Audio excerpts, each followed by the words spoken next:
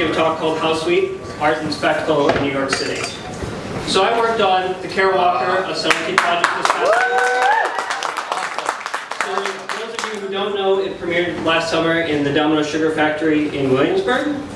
So first, how did I get on this project? During my time at ITP, I worked a lot on kinetic sculptures, on interactive and kinetic sculptures, and so immediately after my time at ITP, I worked on building animated holiday Christmas window displays. So these are Lord & Taylor and Saks Fifth Avenue in 2013. And at the same time, I was working on my own kinetic project made out of sugar called Refined, which I showed at Maker Faire and Dumbo Arts Festival. It was a series of casted sugar mechanical components. One of my coworkers said, "Oh, you're working on sugar, we need a sugar expert. Bring you in." What does that mean?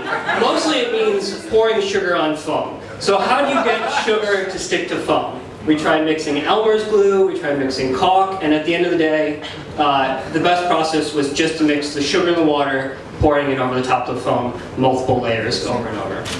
So these are some of the samples. We made a small 6-foot model. So this piece, in reality, if you didn't see it, was 35 feet tall, 77.5 feet long, and 26 feet wide.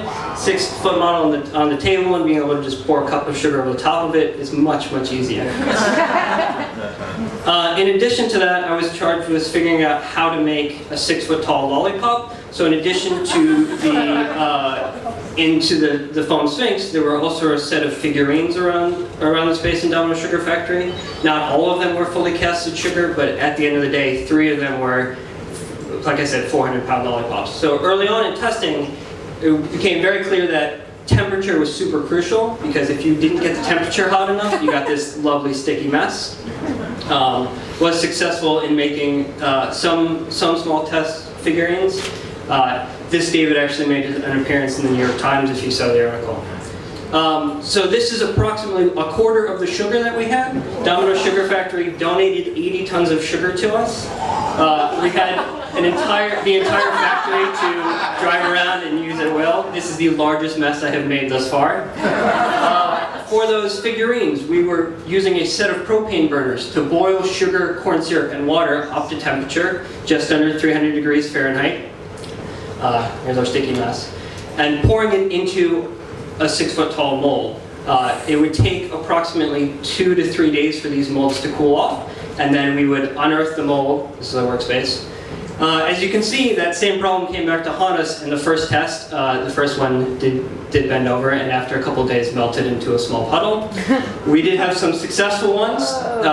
The figurines were separated from their arms. We then had to, which accounts for the discoloration, we had to melt them back together. At the end of the day, they got a lacquer coating, which would hold most of the sugar in for the majority of the show.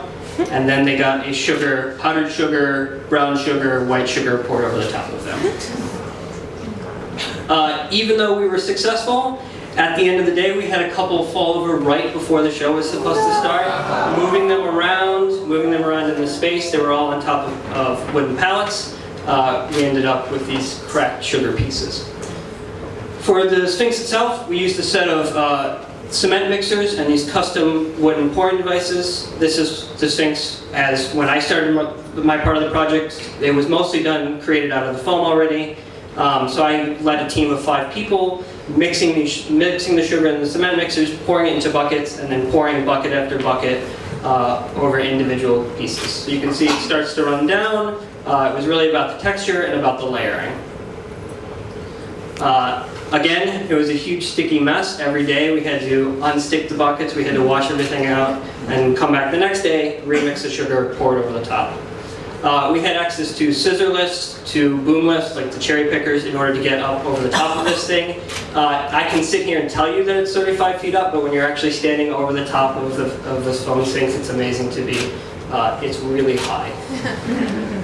In addition to just covering this thing in sugar, I was also responsible for making sure that we cleaned up at the end of the day. If you saw the exhibit, we actually just poured dried sugar on the outside, but because we were mixing all of the sugar and water and pouring it over the top, there was a large amount of simple syrup which ran down, coated everything. This simple syrup here is at least 3 inches thick. So we were vacuuming it up and pouring it down into the basement at Domino Sugar Factory. So that's me. It was an amazing experience. Again, it was all about layers. And if you have any more questions.